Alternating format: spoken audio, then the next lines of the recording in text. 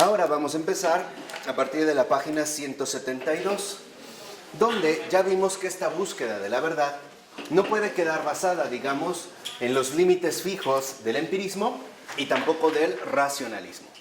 Pero habría una tercera vía que es usual también de adoptar y sería la vía del escepticismo. Entonces, lo vemos en la 172, en el primer párrafo, donde inicia el punto 1.2. A partir del segundo renglón, dice el texto: tras llevar a este límite las aporias del realismo, empirismo y del racionalismo, ¿puede ofrecer una salida la vía del escepticismo? Es decir, el análisis y la crítica del juicio evidente por sí mismo. Y dice en la 173, en los tres últimos renglones de la cita de Florensky: la epogé, el estado en que uno se abstiene de enunciar cualquier cosa, tal es la última palabra del escéptico. Entonces, aquí vemos también que esta tercera vía de alguna manera es consecuente con lo que en efecto se va planteando. Por ejemplo, el hecho de que, llevado al extremo, el realismo nos conduce a la victoria del egoísmo y el racionalismo también nos deja en un callejón sin salida, entonces parecería que la opción a la que nosotros nos podemos dirigir es el escepticismo, o sea, a la abstención de emitir cualquier juicio, ¿no? Asumir ahora, vamos a decirlo así, la actitud escéptica. El hecho de decir, bueno, no sé si sí o si no, ¿no? Mantenerme, digamos, a distancia de lo que se supone yo debo pronunciar. Y a esto, en efecto, se le llama la epogé, o sea, esta abstención de emitir un juicio, ¿no? Como mantenerme detenido. Dice, Florensky analiza la vía del epogé no solo como una vía nociológica, sino como la expresión de una determinada organización espiritual. Y esto es lo más delicado. Cuando nosotros hablamos del escepticismo, no solo estaríamos hablando, por así decirlo, de una postura filosófica de abstención, ¿no? Que busca no emitir ningún juicio, ¿no? Se abstendría de la emisión de algún juicio, sino que Florensky detecta que en el escepticismo más bien está dada una determinada organización espiritual. Y esto es justamente, ¿no?, lo que él va a destacar. ¿Por qué? Porque Florensky considera que la opinión de los filósofos antiguos, que consistía en, digamos, aplicar la epogé escéptica como una especie de ataraxia, con ello supuestamente buscando la imperturbabilidad del espíritu, o sea, la profundidad tranquila del espíritu, o podríamos decir el no meterme en problemas, ¿no? Mejor asumo la postura escéptica y ni sí ni no y quedo tranquilo. En realidad, lo que dice Florensky es que el escéptico ha renunciado de entrada a toda posible expresión. Y este es, digamos, esta renuncia a toda posible expresión es lo que estaría en el corazón mismo de esta determinada organización espiritual en la que se basa el escepticismo. ¿Cuál es? ¿A qué se refiere? A que, en efecto, lo que ahora se va a asumir, digamos, como la base de esta organización espiritual es la incertidumbre.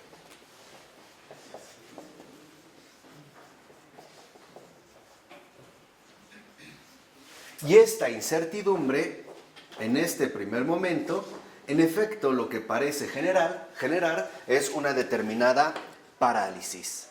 ¿Por qué? Porque entonces esta incertidumbre que me lleva a abstenerme de emitir algún determinado juicio y por lo tanto me conduce a no tomar una postura clara, sino que digo que soy escéptico, ni sí ni no, ¿no? Que no tendría, digamos, como bases claras para tomar una u otra postura, sino que me muevo por el ámbito de la abstención, es, dirá Florensky, lo contrario al amor por la verdad. ¿Por qué? Porque el escepticismo, que parece conducirnos a una especie de tranquilidad, al no meterme en problemas, en realidad está basado ante todo en la incertidumbre y por lo tanto en la negación misma del amor por la verdad. Es paralizar el amor a la verdad. Si yo me abstengo de emitir un juicio por miedo de fallar a la verdad, lo que en realidad estoy suponiendo es que a lo que tengo miedo es a fallar yo mismo, a que yo sea el que quede mal. ¿Por qué? Porque la verdad no defrauda a nadie.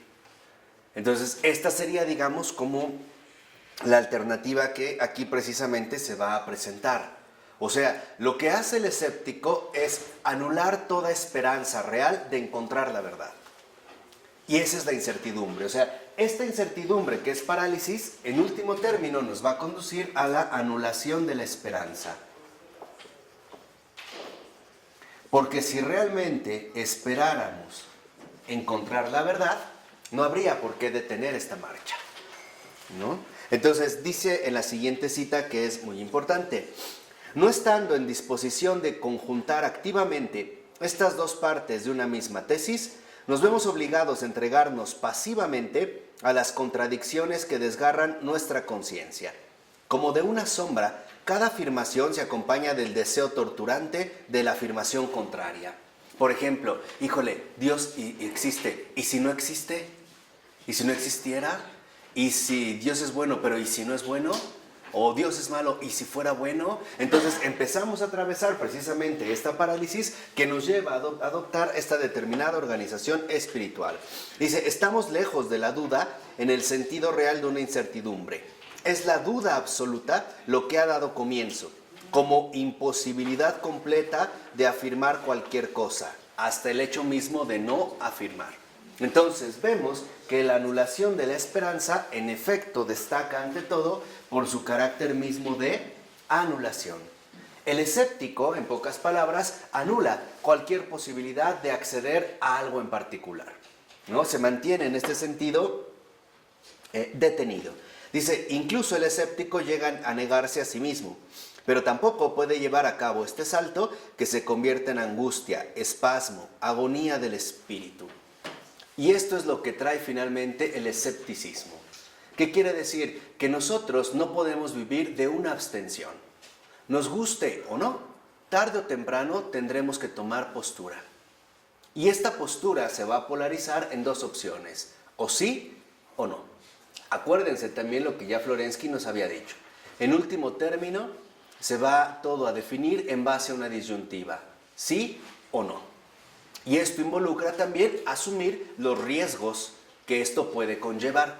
Por ejemplo, si en gran medida nosotros usamos el escepticismo como una práctica de vida, por ejemplo, es que a lo mejor no hago tal cosa porque no sé si va a funcionar o no va a funcionar, lo que en realidad estamos haciendo es evadir los compromisos reales que toda situación humana trae consigo, ¿no? Estaríamos nosotros, digamos, evadiendo. Y por lo tanto, espiritualmente el escepticismo se va a traducir en una agonía, porque no estoy asentado en ningún lado. No tengo la esperanza de que sí, pero tampoco la rotunda desesperanza de que no. Es como soltar los hilos, ¿no? Y no estar en este caso afianzado absolutamente a nada. Dice, no se trata ya de una afirmación o de negación, sino de un trance insensato, una convulsión, un pataleo furioso sobre el mismo lugar, de un lado y otro. En fin de cuentas, es la abstención de todo juicio, la absoluta epogé, no, sin embargo, como un rechazo sereno y sin pasión, sino como un dolor sordo que hace tiritar los dientes y pone en tensión nervios y músculos para no explotar en un aullido completamente demencial.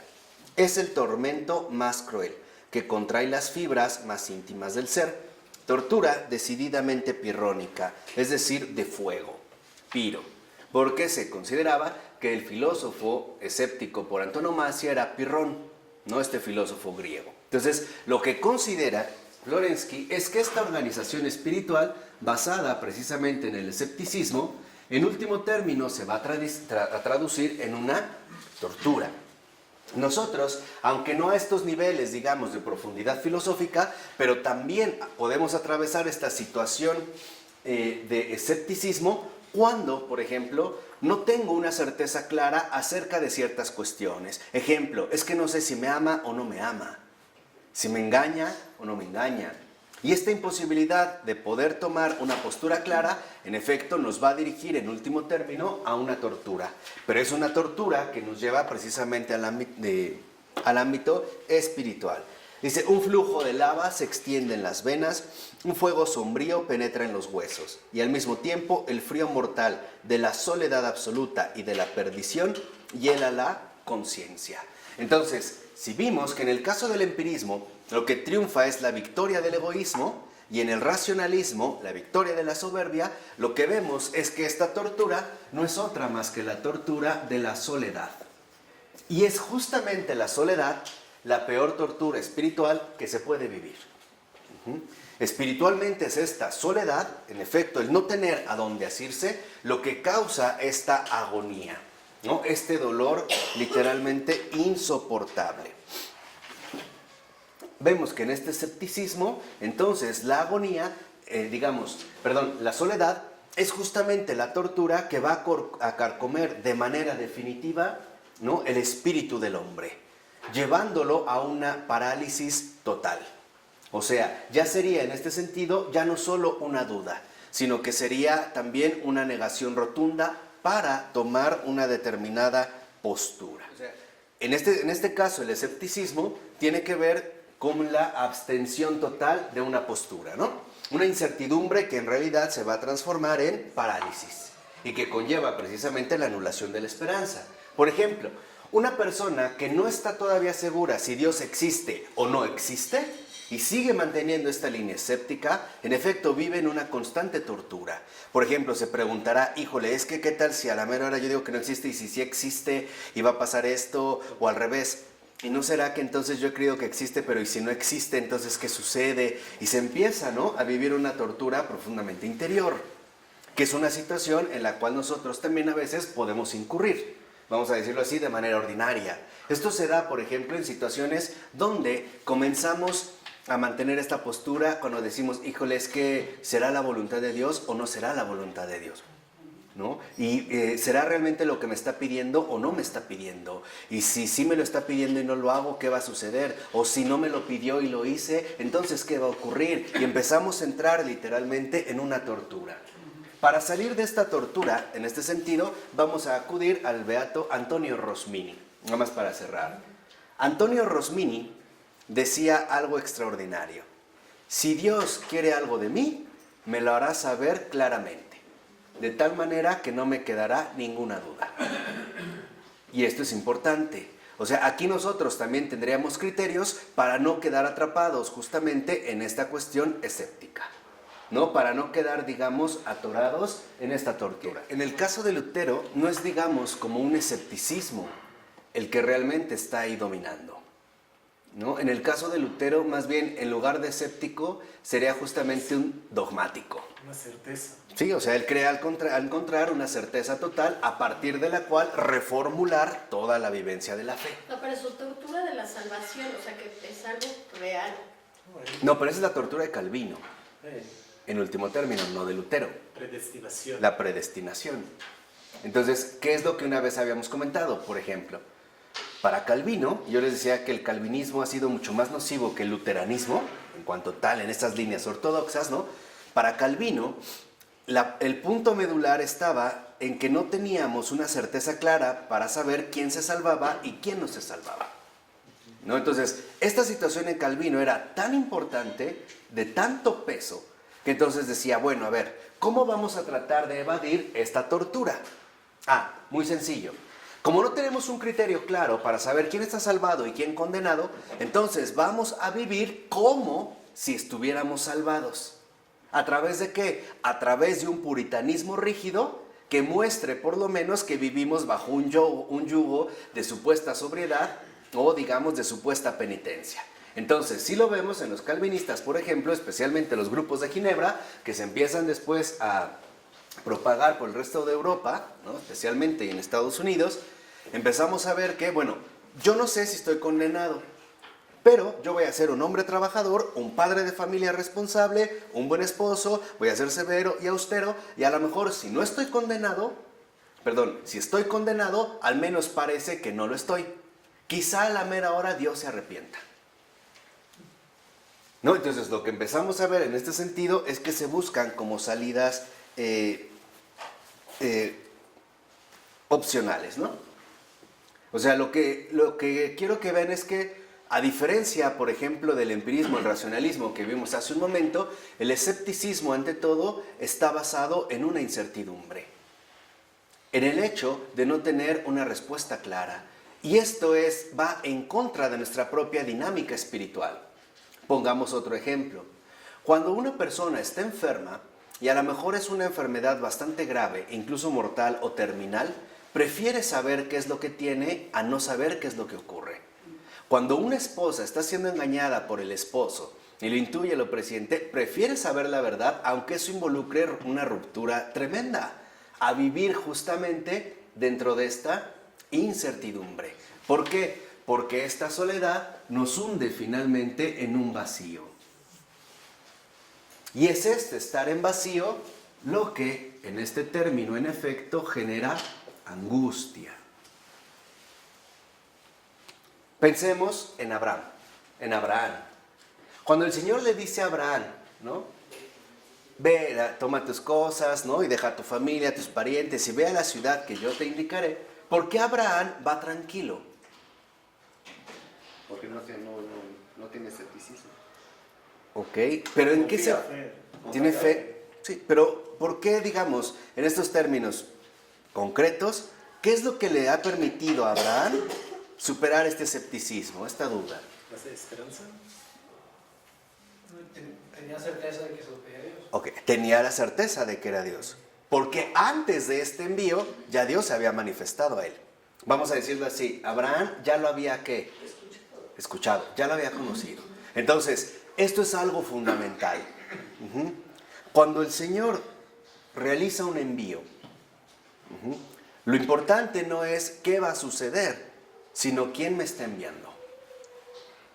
Y esta es la manera en la que en efecto el espíritu se mantiene firme.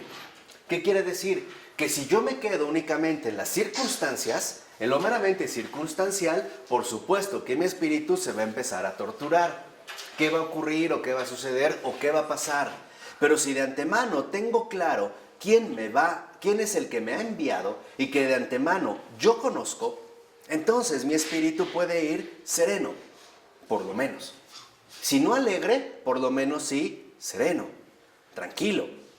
Cuando Abraham va a sacrificar a Isaac, lo hace con toda naturalidad porque él ya sabe quién es el que lo está pidiendo.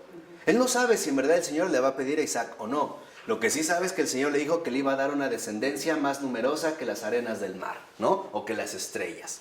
Incluso le dijo, cuéntalas, si puedes. ¿No? Es esto, o sea, ver la medida, o sea, en qué medida nosotros realmente estamos viviendo una certeza. Y esto es a lo que nos negamos a adquirir a través del escepticismo. Preferimos, en último término, mantenernos dentro de una soledad de vacío, donde lo que impera precisamente es la angustia. Tarde o temprano nosotros tendremos, vuelvo a insistir, que tomar pasos firmes en la vida. Ahora, aquí es donde entra nuestra fe. Si, por ejemplo, yo considero que Dios es un tirano, que solo está esperando la menor oportunidad que me equivoque para torturarme, estoy equivocado. Puede ser que me equivoque en mi toma de decisiones y el Señor me va a corregir, pero por eso, ¿me va a dar la espalda? No. Aquí es donde nosotros precisamente estamos llamados a crecer. ¿Por qué? Porque lo que realmente vence el escepticismo es el amor a la verdad. El amor a la verdad me convence que hay una verdad a la cual debo acceder, que hay una verdad hacia la cual precisamente yo debo encaminarme o bien dirigirme. En pocas palabras, tengo un propósito claro, ¿no? Tengo, digamos, una finalidad bastante clara. Y esto vale la pena comentarlo porque tal parece que hoy en día estamos como caminando mal. ¿En qué sentido? Nos olvidamos de los fines y más bien nos concentramos demasiado en los medios, ¿no? Como que si los medios no se dan bien, olvidamos entonces, por ejemplo, el fin hacia el cual yo debo dirigirme. Y hoy en día es muy común que nosotros pongamos mucha más atención en los medios que tener presente los ¿qué? Los fines. Por ejemplo, tener un fin claro en la vida es saber a dónde me dirijo. Es tener un punto fijo de referencia que me va a orientar, ¿no? Es como los magos de Oriente. Tienen un fin, ¿no? ¿Dónde ha nacido el rey de los judíos? ¿Por qué hemos venido a adorarlo? No saben dónde está. pero tienen una guía. Su fin es llegar al niño. ¿Vamos bien? ¿Por qué medios? Estrella. Estrella. Eso es un medio. ¿Otro? Preguntando. Exactamente. Preguntando. Uno puede ir en camello, otro en caballo, otro en elefante. O sea, los medios pueden ser distintos, pero el fin en este sentido debe de ser ¿qué? Jesús. Entonces, toda nuestra vida está dirigida precisamente, lo mismo que los magos, a encontrarnos con el Salvador del mundo. ¿Por qué medios? Pues precisamente los medios que el Señor nos ha dado en nuestra condición concreta. Y esto es algo que a veces olvidamos. Por ejemplo, quien crea que va a encontrar mejor a Dios en un convento que en la vida que lleva, se equivoca. Porque no es su medio. No crean, y esto también es algo que tendemos a olvidar demasiado, no crean que son los medios los que precisamente, ¿no?, conducen de manera directa a los fines. Alguien, por ejemplo, puede considerar que si se aleja de todo el mundo y se va de ermitaño al desierto de los leones, entonces crecerá mucho en espiritualidad y será un San Charbel II, ¿no?, un heredero de San Charbel. Pues no. ¿Por qué? Porque los medios son las condiciones concretas en las cuales el Señor me está llamando a crecer. Ahí. Es ahí justamente a través de estos medios donde el Señor quiere que yo crezca. Crecer en el Señor no es más que familiarizarme y relacionarme con Él cada vez de forma más íntima, más profunda, más madura. El fin es ese. Entonces, si yo tengo claro el fin, aunque los medios de repente cambiaran, por ejemplo, el propósito sigue siendo ¿qué? El mismo. Hoy somos una sociedad que, por ejemplo, olvidamos los fines. Nos quedamos con los meros ¿qué? Medios. Un ejemplo, me siento fascinado por adquirir el último celular de moda, pero no me pregunto, ¿para qué? ¿Con qué propósito? No, es que está mejor.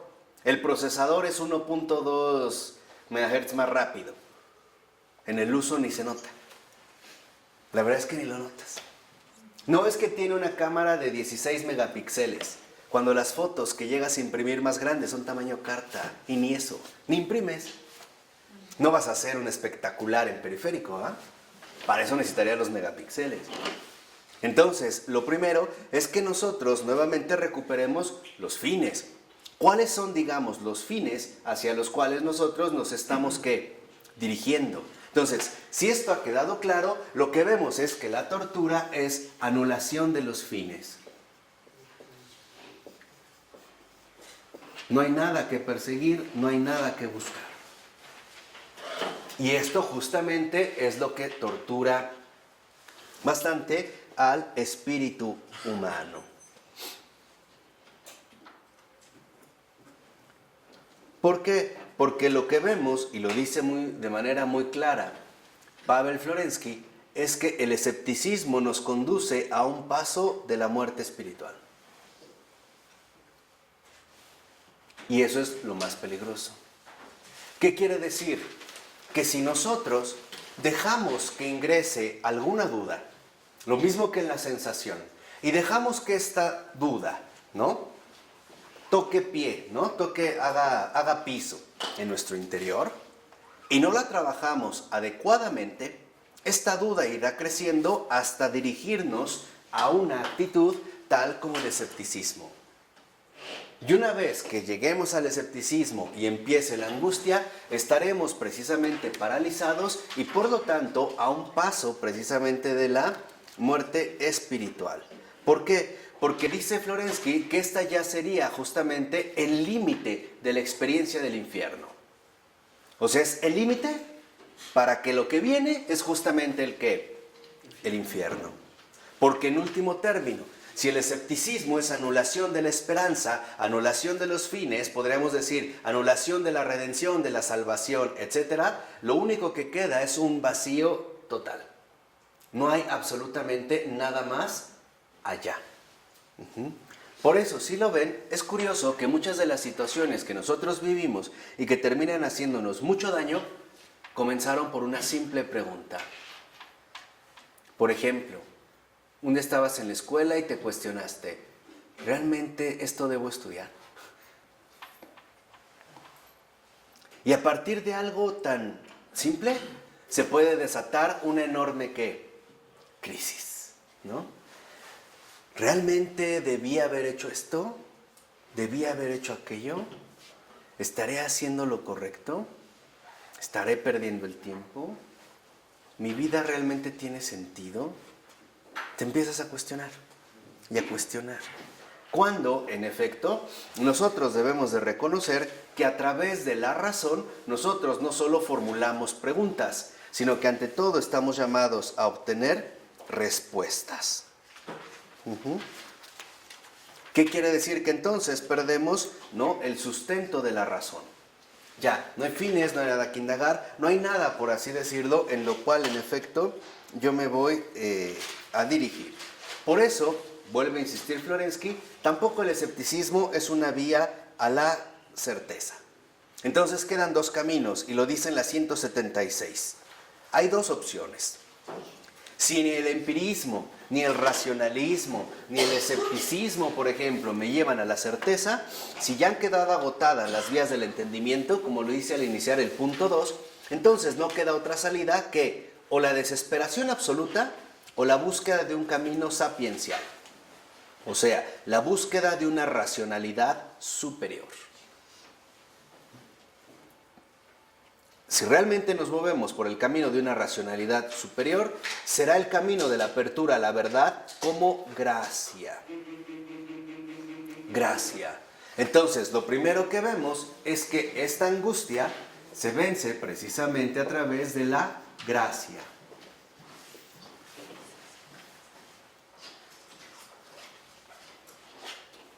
Y aquí vemos una cuestión que a veces también no está como muy bien planteada. No se trata de que nosotros busquemos la verdad. Se trata de que estemos dispuestos a recibirla. Lo mismo pasa en las relaciones humanas.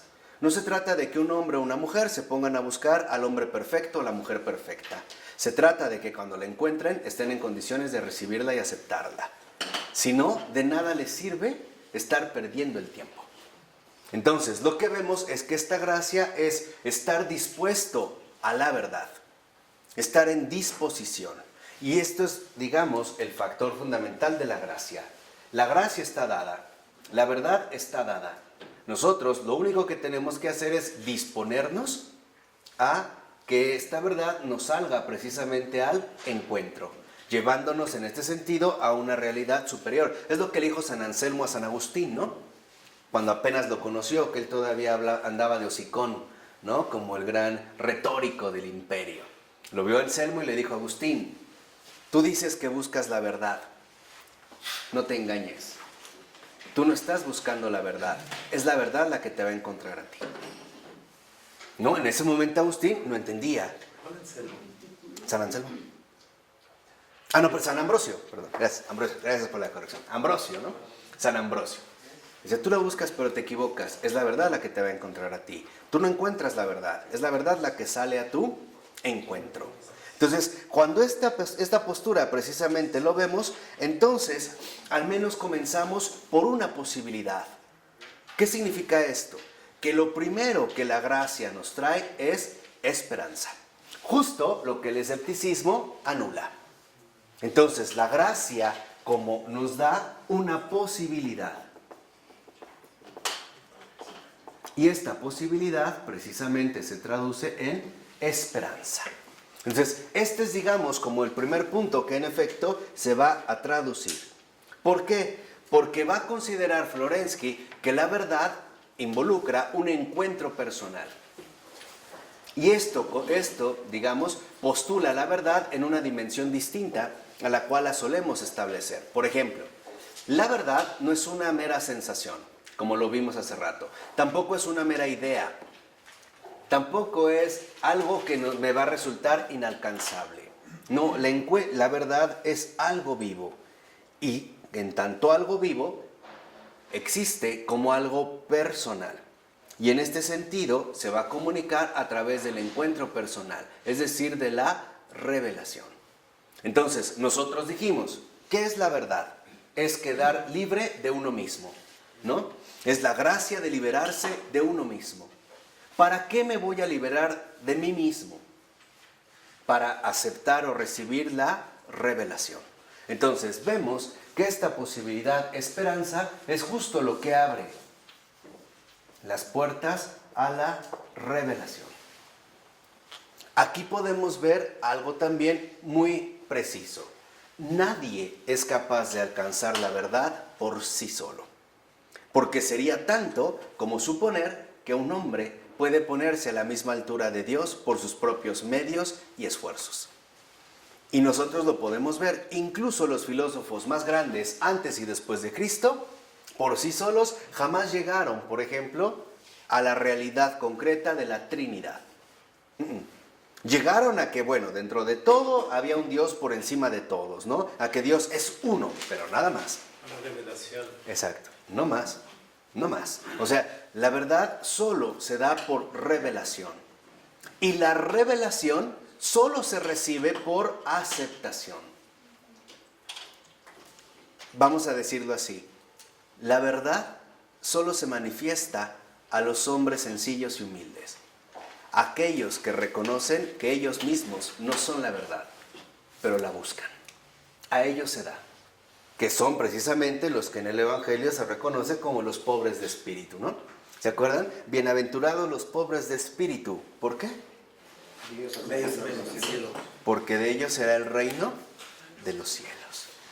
Será. Y ahí es donde en efecto vemos que se cumple esta promesa. Entonces, lo que hemos visto es que lo único que se necesita para experimentar el encuentro con la verdad es renunciar a todos nuestros falsos imperios dominantes. Renunciar a mi propio ¿qué? Dominio.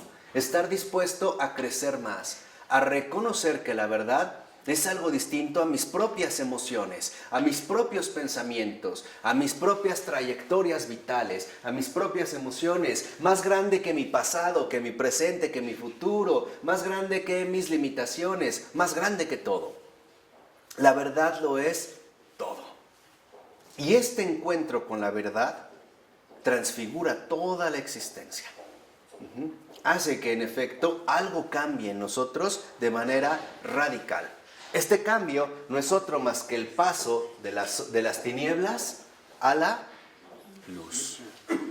¿Podemos decir que esta transfiguración es un culto a Dios? Sí, claro. Es el culto que va, de hecho lo veremos más adelante, ¿no?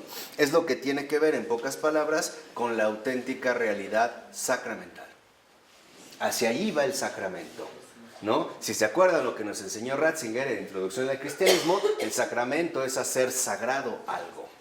Entonces, lo que vemos en este sentido es que en este recorrido encontramos, en pocas palabras, que la verdad existe y que lo único que a mí me corresponde es abrir el corazón. Estar dispuesto ¿a qué?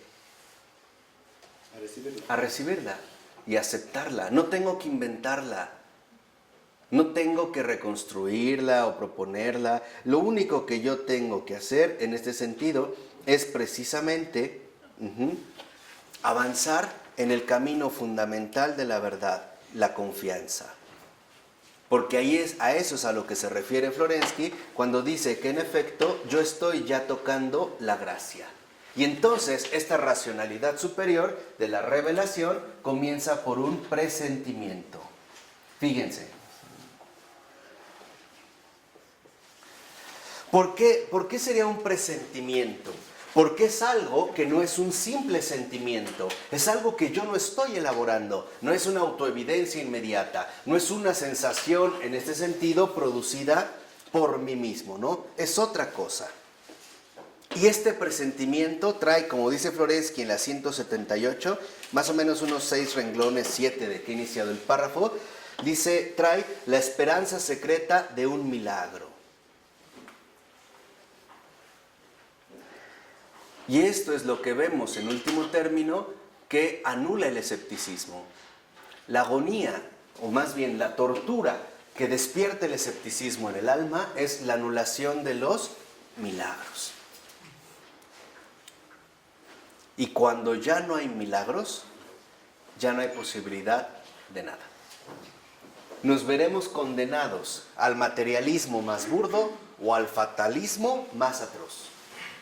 ¿Por qué? Porque entonces no estamos abriendo realmente el corazón como se supone nosotros tendríamos que realizarlo. Y este presentimiento, dijimos, se traduce justamente en la manera de un milagro. En ya empezar a tocar la gracia. La verdad existe. De ahí que no sea casual que un filósofo católico como Maurice Blondel, al final de su texto titulado La acción, dice, todo se reduce a lo siguiente, ¿existe o no existe? Ya. ¿No? Como 700 páginas para reducir esta cuestión. ¿Existe o no existe? Este es, digamos, ¿no? Como un anuncio fundamental de un milagro.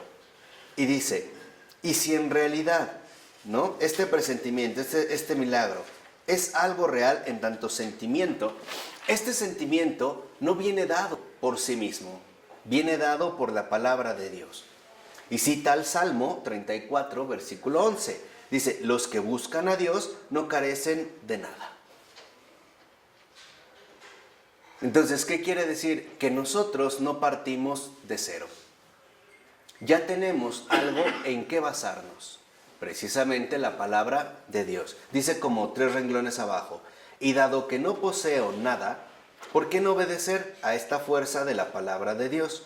Estamos en la esfera propia del initium fidei, del inicio de la fe, donde la búsqueda es ya posesión oscura de la verdad que nos posee. Y entra en juego la escucha de un elemento suprarracional, la palabra de Dios. Entonces, aquí vemos cómo Florensky conecta el milagro con la palabra de Dios. De escritura. Y esta palabra de Dios ya nos involucra directamente en el ámbito de la creencia.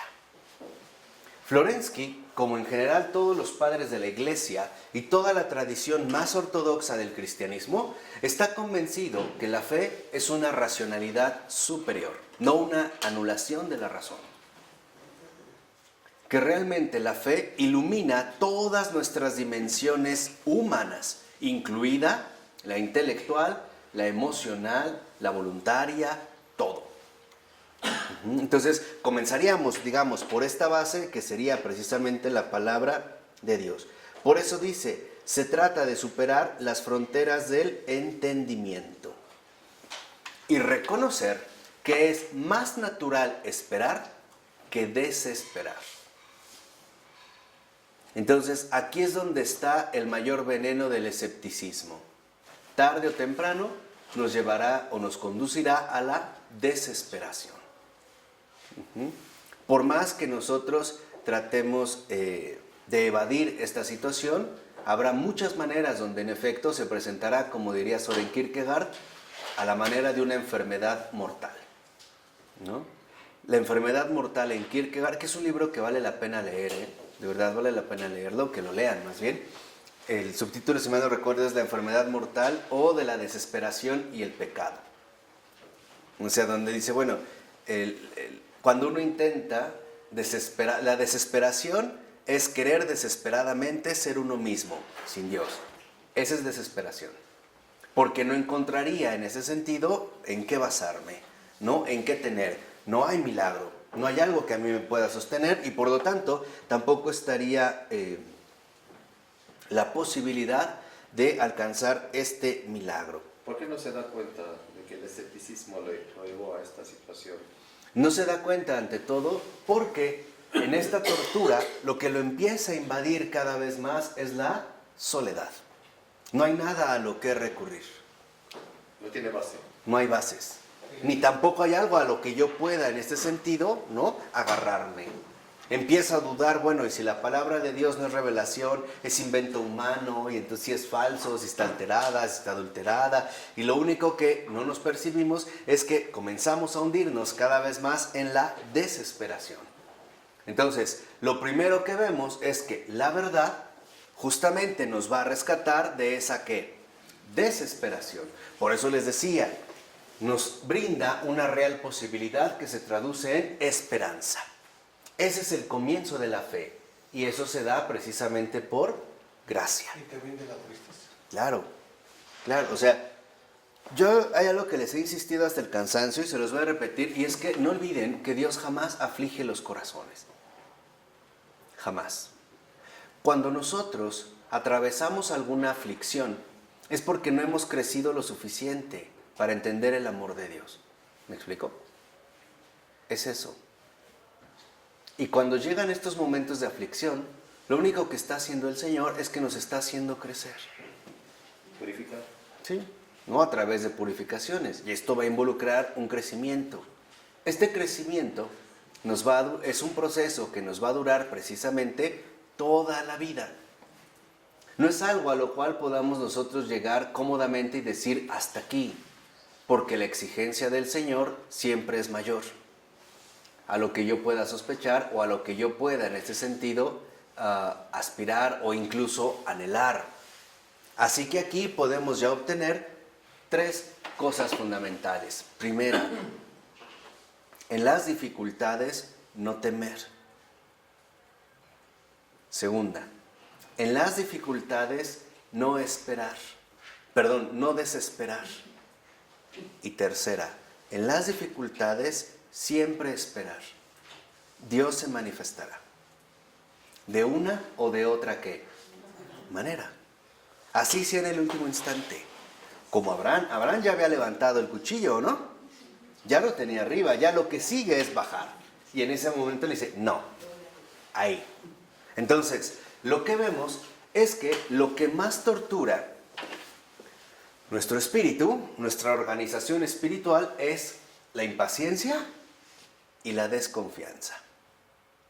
Cuando las dos se juntan, impaciencia y desconfianza, lo que obtenemos es la desesperación. La desesperación no es más que un cóctel perfecto de impaciencia y de desconfianza. Y si esto es lo más grave que puede atravesar nuestro espíritu, entonces, ¿cuáles serán las pruebas más difíciles que tendremos que atravesar?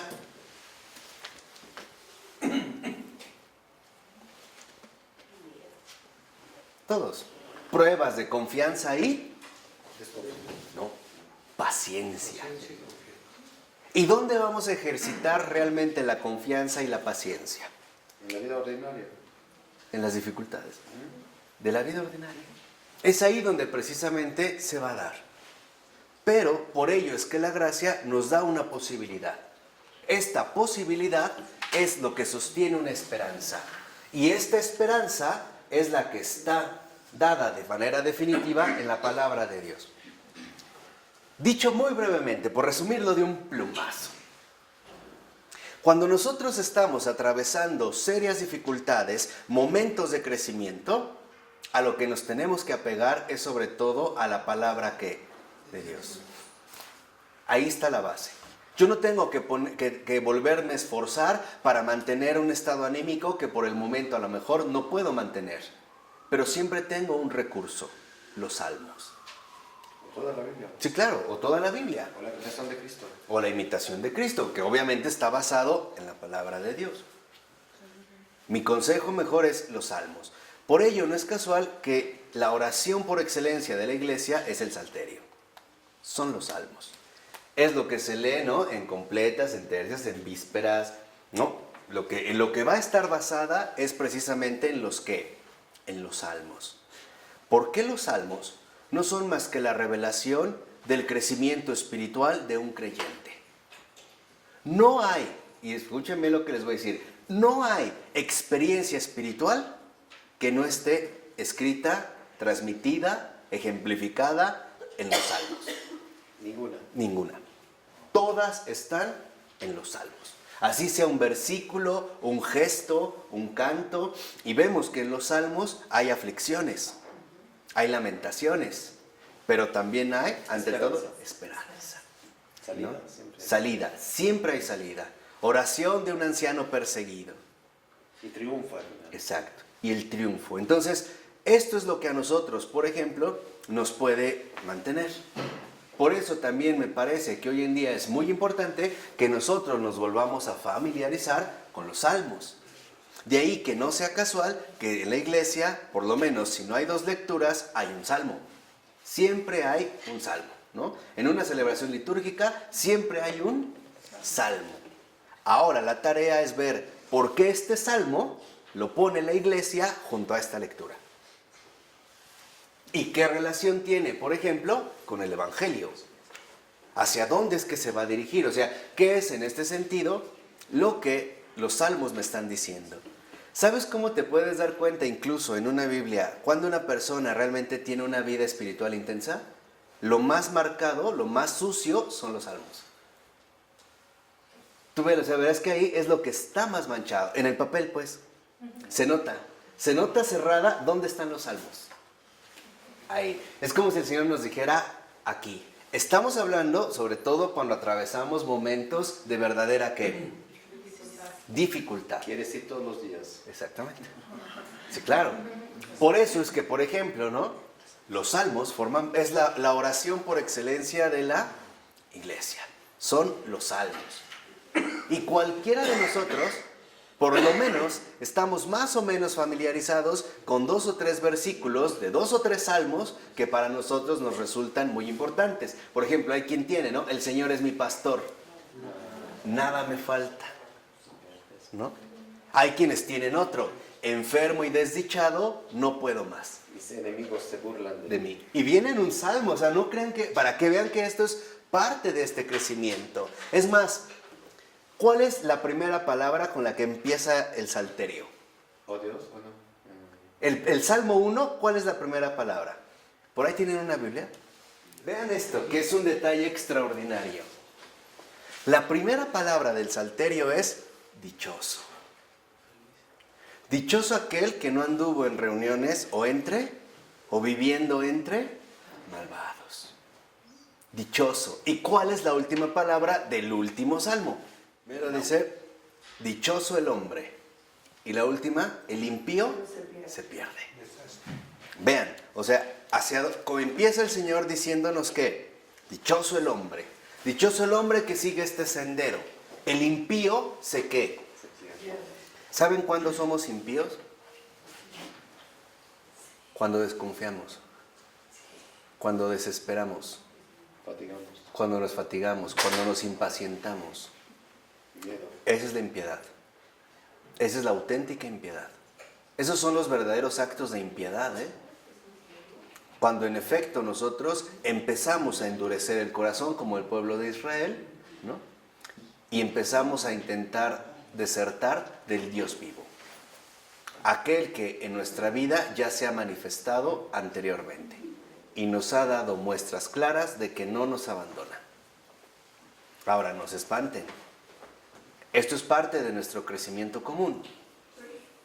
Esto es parte de lo que nosotros estamos llamados a adquirir.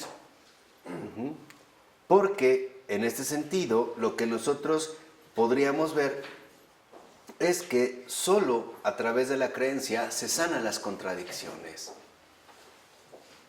Lo que nosotros en este sentido necesitamos recuperar es la paciencia. La paciencia. Y no realizar estos actos de impiedad donde desconfiamos del Señor, sean por las situaciones que sean. Ahora, si esto se ha dado, no te preocupes, tampoco te quedes atorado. Simplemente date cuenta qué es lo que el Señor te está mostrando en ese momento como una debilidad. Una debilidad que en efecto estás llamado ¿a qué? A superar. Porque el Señor te quiere perfecto. Como Él es perfecto. Perfecto en tu medida. Perfecto precisamente en tu condición. Perfecto a tus posibilidades, pero perfecto. Y esto es alcanzar la contemplación. Esto es contemplar. La contemplación no es más que una relación sustancial con Dios. Esa es la contemplación. La contemplación no es un estado alterado de conciencia donde veo quién sabe qué cosas. No.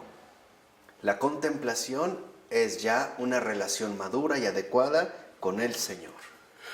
Es una relación precisamente sustancial con Él. Y que eso es precisamente el camino hacia el cual se nos busca precisamente dirigir, ¿no? Se nos busca en ese sentido llevar justo a la contemplación. Contemplar es conocer al Señor. Eso es contemplar. La contemplación es el conocimiento del Señor. Y el Señor se ha dado a conocer. Lo vemos, ya lo hemos visto incluso de manera muy concreta en Jesús, encarnada, cómo se comporta, cómo habla, cómo piensa, ¿no? Cuáles son sus prioridades, cuáles son sus objetivos, a qué le da importancia, a qué no le da mucha importancia, etcétera, etcétera. O sea, es finalmente en la contemplación hacia donde nos quiere llevar en ese sentido Pavel Florensky, nos quiere llevar a que lo que se busca en realidad es que nosotros veamos lo que es lo verdaderamente espiritual. Podríamos decir, ¿quién es espiritual? El que conoce al Señor. Ese es espiritual. El que lo escucha. El que escucha al Señor, ¿no? Lo conoce porque lo ha escuchado. Lo escucha. Deja que Dios intervenga en su ¿qué? En su vida. Lo va reconociendo, ¿no? Se va dando cuenta que muchas veces las correcciones que el Señor nos da en nuestra vida es porque en efecto nos corrige como hijos. ¿Para qué? Para que en un futuro no haya mayores problemas. Para hacernos libres. Sí, claro, ¿no? O sea, librarnos de estas equivocaciones y hacernos o conducirnos por un camino precisamente de rectitud. Por ello, lo que vemos es que en este sentido, en la cuestión de la contemplación, lo que vemos es que se trata de una vida. Contemplar, les decía, es una relación sustancial con Dios. Y por lo tanto, es ya haber entrado a una relación sustancial con la vida eterna. Es decir, con la Trinidad misma. Con el conocimiento pleno de Dios que es trino y uno. Y que es lo que empezaremos a ver la clase siguiente. ¿De acuerdo? ¿Alguna pregunta? ¿Alguna duda? ¿No? Bueno, hasta aquí le dejamos. En nombre del Padre, del Hijo y del Espíritu Santo.